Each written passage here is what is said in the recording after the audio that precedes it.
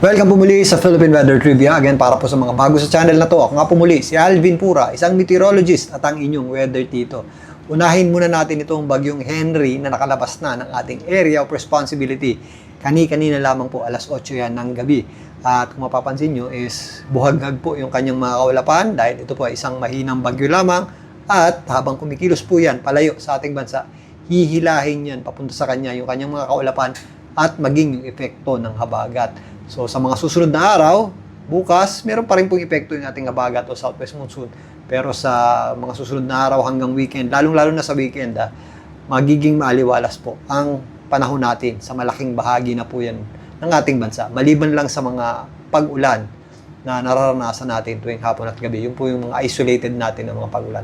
So possible po yan. Ito po yung mga dagliang mga pag-ulan at minsan malalakas din po kapag meron tayong thunderstorms. Pero sa pangkalahatan, ngayong darating na weekend, kasabay po ng paglayo ng bagyong si Henry at ng paghila niyan doon sa ating habagat, papalayo sa ating bansa, is magiging maliwalas po ang panahon natin sa malaking bahagi na po yan ng ating bansa ngayong weekend. Pero meron tayong inaasahang posibleng super typhoon sa susunod na linggo.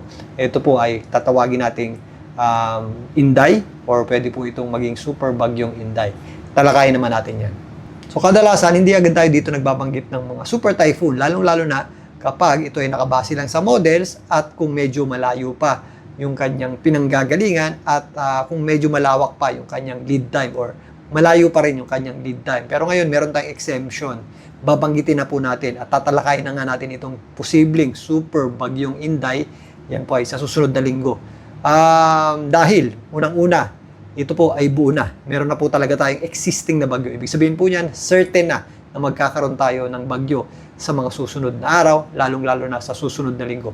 Ang pagtatalunan na lamang po niyan is yung kanyang direksyon at yung kanyang lakas at yung timing sa pagpasok sa ating area of responsibility. Pangalawa, maganda po ang consensus o pagkakasundo ng mga computer models. So halos hindi po sila nagkakalayo sa posibleng tahaking direksyon itong bagyo na ito at sa kanyang magiging posibleng lakas bago dumikit sa ating bansa. Pangatlo, ito po ay posibleng maging super typhoon. Bagamat hindi pa natin ito inaasahang maglandfall or tumama sa lupa, ito po ay posibleng magpalakas ng ating habagat na maaari po magdulot ng malawakang pagulan, particularly sa kanlurang bahagi ng ating bansa. Kasama po dyan ang Metro Manila at buwan ng July ngayon. Kadalasan yung ating mga habagat kapag buwan ng July is talagang nagdudulot ng mga malalakas na pagulan, ng malawakang pagulan na nagdudulot din po ng malawakang pagbaha. In short, kaya natin tatalakayin agad dahil para makapaghanda agad tayo sa magiging posibleng epekto ng paglapit nitong bagyo na ito at ng paglakas ng ating habagat o southwest monsoon. Yan nga po ay sa susunod na linggo na. So ngayon, talakayin na natin itong bagyo sa labas ng ating area of responsibility.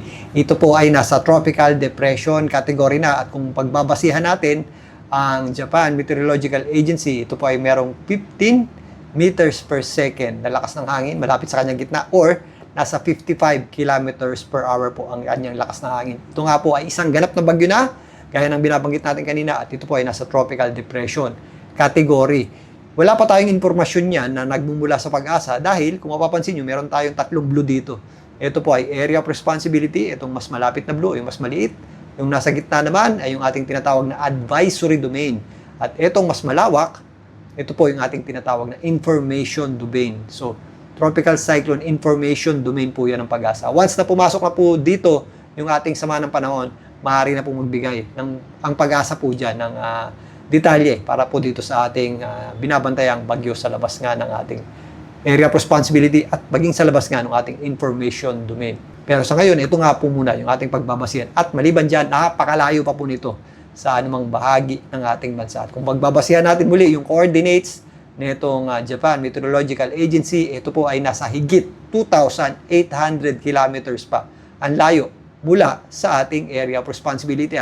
Hindi po sa ating landmass, kundi sa ating area of responsibility. Itong mas maliit na kahon na to, 2,800 kilometers pa. So napakalayo pa po niyan sa anumang bahagi ng ating bansa at maging sa ating area of responsibility. Pero ito nga po ay kikilos, pakanluran, hilagang kanluran at maaaring dumikit dito po sa ating area of responsibility sa Tuesday or sa darating na Wednesday. Depende po sa kanyang bilis at ikikilos at posible pong pag makadikit na po yan sa ating area of responsibility, ito po ay malakas na bagyo na.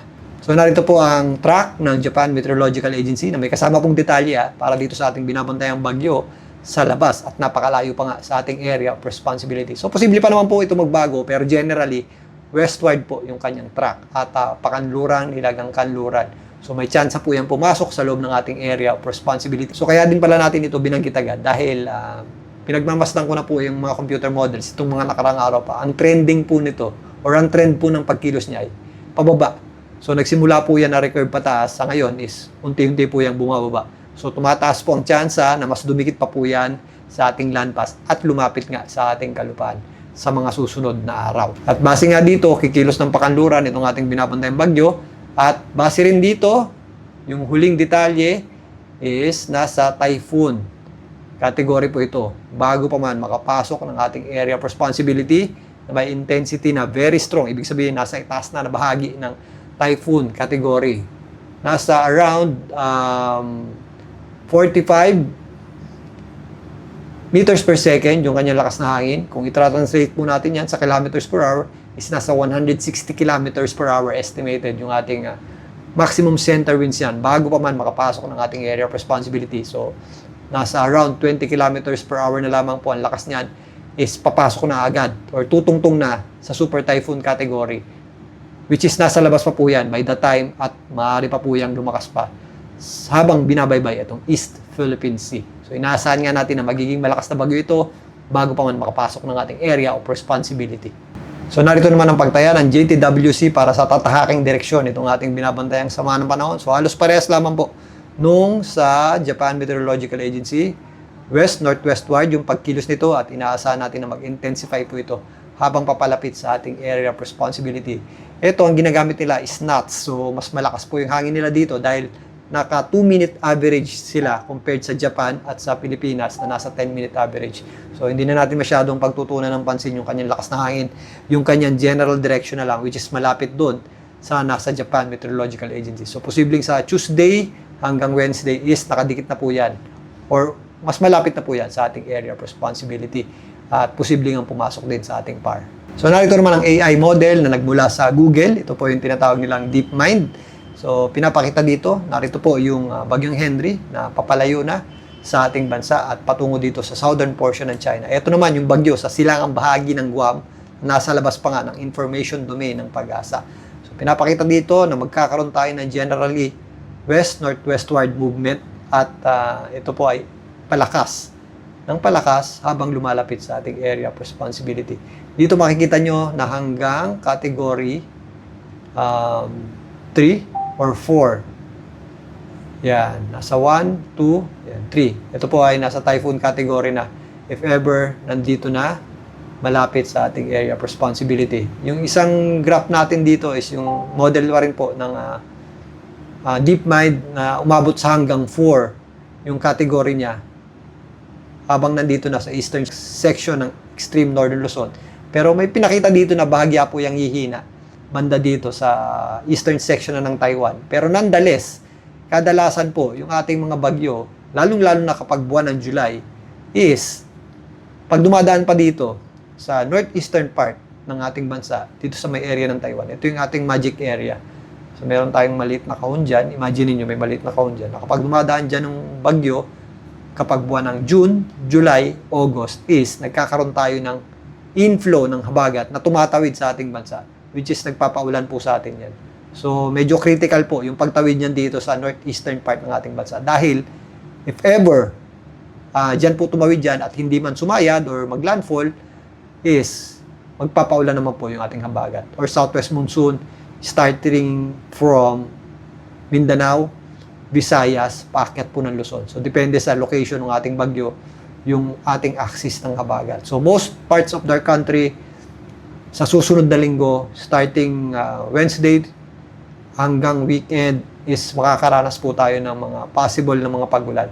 Lalong-lalo na if nakadikit na itong bagyong si, tatawagin nating Inday, dito sa ating landmass. So, mag-start yan sa Mindanao, Visayas, pataas po, at maging dito po sa Metro Manila. So, paghahandaan po natin ang paglapit nito, lalong-lalo na ang paghila nito sa ating habagat o southwest monsoon. So yun na nga, kasabay po ng paglayo at pag-alis ng bagyong Henry, meron naman tayong inaasahang posibleng bagyong pumasok sa loob ng ating area of responsibility sa susunod na linggo at posible pa po itong maging isang super bagyo or umabot sa super typhoon category. At sa ngayon, ito po ay isang ganap na bagyo na. Although napakalayo pa po niyan sa ating bansa at marami pa pong posibleng magbago sa kanyang direksyon at lakas, ito po ay babantayan na natin dahil nga unang-una posible po itong lumakas na at posible rin po itong palakas ng ating habagat na siya naman po magpapaulan indirectly sa malaking bahagi ng ating bansa, including Metro Manila, Metro Cebu, at ito pong western section ng Mindanao. Balikan natin yan bukas. Muli ito po ang inyong Weather Tito para sa Philippine Weather Trivia. Magandang gabi po.